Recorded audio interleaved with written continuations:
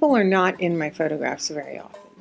But in Cuba, some of my best photographs, I felt, had people in them. These are photographs from the series Shared Vision by Theresa Segal. Segal was born in St. Augustine, Florida.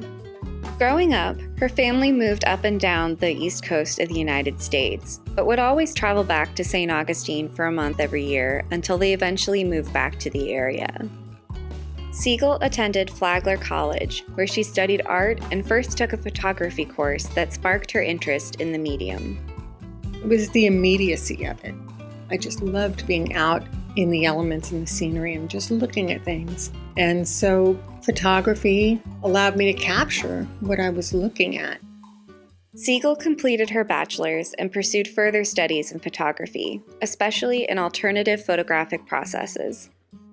In 2003, Segal traveled to Cuba for a cultural exchange photography project. My friend Jim Quine, one of the other photographers, he would travel to Latin countries and photograph. It was his passion. And he'd been to Cuba several times and had made friends with one of the other photographers, José Martí. And they came up with the concept of this show. If we shared vision, which was what we called it. We would each photograph each other's oldest cities. They were unofficial sister cities, Baracoa, Cuba, and St. Augustine, Florida. And so they came up with this concept and they thought, okay, a man and a woman from each country photographing each other's oldest cities.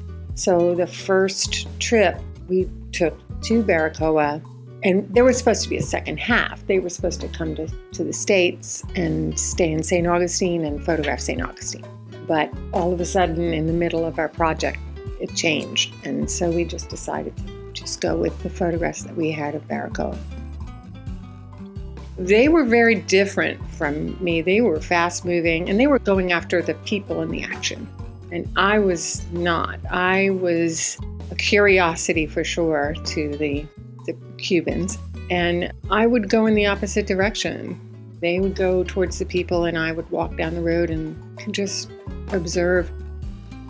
People are not in my photographs very often. But in Cuba, some of my best photographs, I felt, had people in them. I didn't seem to startle them, or there was no real interaction. And I always feel like photographing people it's a collaboration. And that's not what I'm doing. I want to be sort of very turn inward. And like, for example, the photograph of the Rio Mata, the women were down at the river's edge washing clothes, and the three other photographers headed straight down the banks to photograph these women. And I just kept walking down the road. And when I turned, I saw how this bundle of reeds was framing this woman and it was just such a perfect moment. And it was one of my favorite photographs. You know that thing, if you don't remember photographing it until you look at the contact sheet. And I just thought, oh, wow, I really got that. And the same with the boy standing at the table. It was a very deep shadow. And when I heard this pig, and I looked, and as my eyes adjusted, I saw this boy just looking at me, and he was just so beautiful and serene, and he waited patiently while I got my meter and I took the photograph, and I think I said, gracias, and he didn't say anything. It was such a moment. Some lovely experiences in Cuba. Took me outside of my usual experience. There was this playground. It was very kind of well-maintained and deserted at the same time. I never saw children playing in this playground. I just always walked by it. But I loved this particular ride because Baracoa is really defined by its rivers, and each little car is the name of one of their rivers. Infanteria is what it's called. It was abandoned.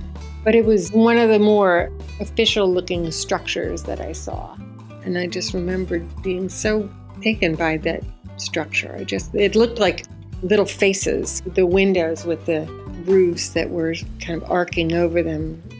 And then I saw this little man, again, another person in my photographs, just walking down the street there. I do like to photograph structures that have a presence, and I'm drawn to them. So, and that was one. The cathedral was in the middle of the city, and it was the tallest structure.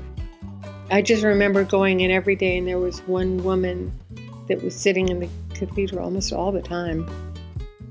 But that photograph struck me, the beauty and simplicity of it, the folded chair under the font. Yeah, in the back of the cathedral. You know, everything is open air.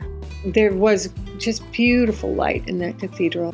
I went to it again and again because it was cooler and there was beautiful light in it. And then just traveling around the city, photographing there.